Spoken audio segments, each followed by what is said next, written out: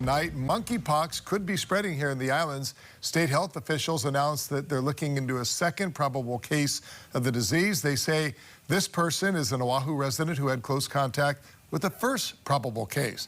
Now, while not highly contagious, there are things we can all do to protect ourselves. Sam Spangler with more in our top story. There are some public spaces that all of us will have to use and touch at some point. This being one of them.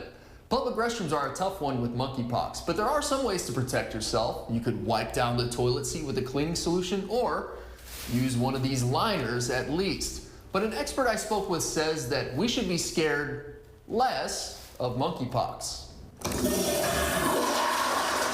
Monkeypox is a virus that is transmitted primarily by kind of contact with infected bodily secretions or body fluids. And since, pox viruses cause these lesions where you have like blisters and so on, that's how it could be transmitted. So technically, I think a toilet seat could be a source. And these viruses also stay around for a little while. If your summer plans include swimming, try not to share towels. Lehrer says the pool should be safe. Swimming pool should be no issue. I mean, there's chlorine in there that will take care of viruses like the monkeypox virus. Symptoms usually come up within 3 weeks of exposure, including fever, headache, muscle aches, chills, exhaustion, and swollen lymph nodes. A rash or sores pop up on the hands, feet, chest, face, or genitals. And there are some differences between monkeypox and chickenpox. Chickenpox would just be kind of that rash with some blisters and so on.